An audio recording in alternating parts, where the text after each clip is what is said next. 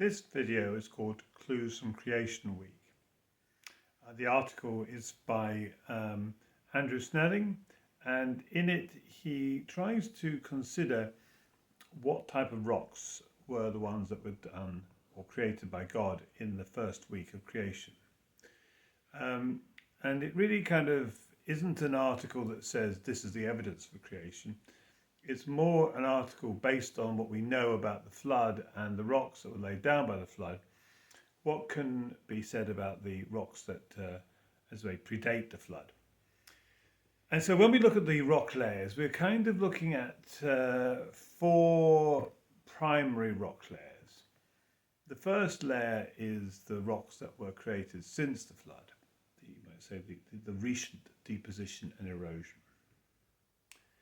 The second and largest layer is the rocks laid down by the flood, and they're primarily sedimentary with a certain degree of granite and volcanic, and obviously some level of metamorphic rocks that have been created by heat and pressure.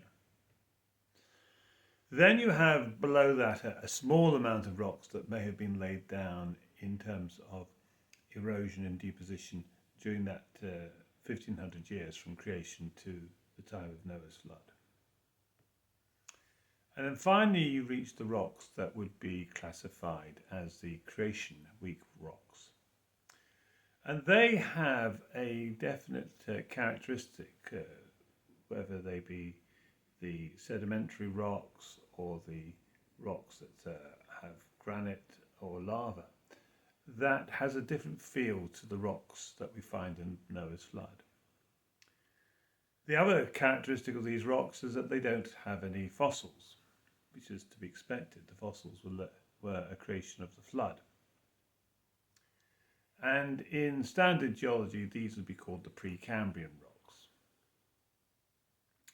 And in a sense, what we see in the geological column is actually clear evidence for a worldwide flood, because we have this sudden emergence of fossils of animals that are fully formed and complex,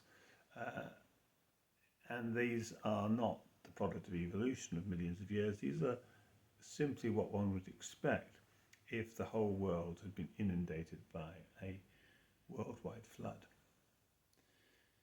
And the layer between that and the rest of the pre-flood rocks, which includes the creation rocks plus that small amount of rocks that were laid down during the 1,500 years from creation to the flood, these rocks are separated by the what's called the Cambrian rocks by the something that's called the Great Unconformity.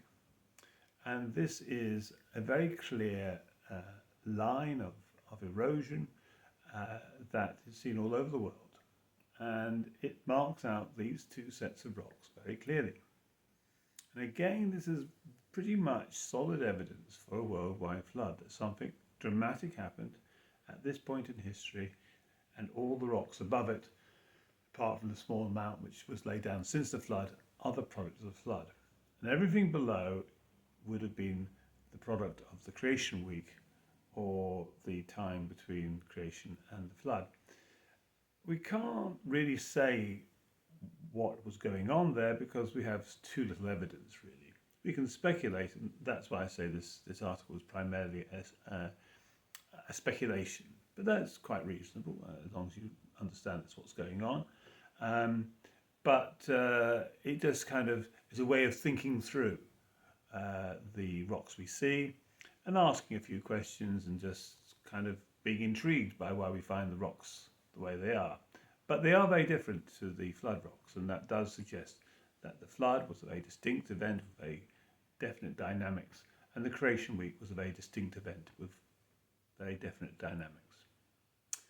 And therefore I kind of commend the article on that basis. Well, thank you for listening.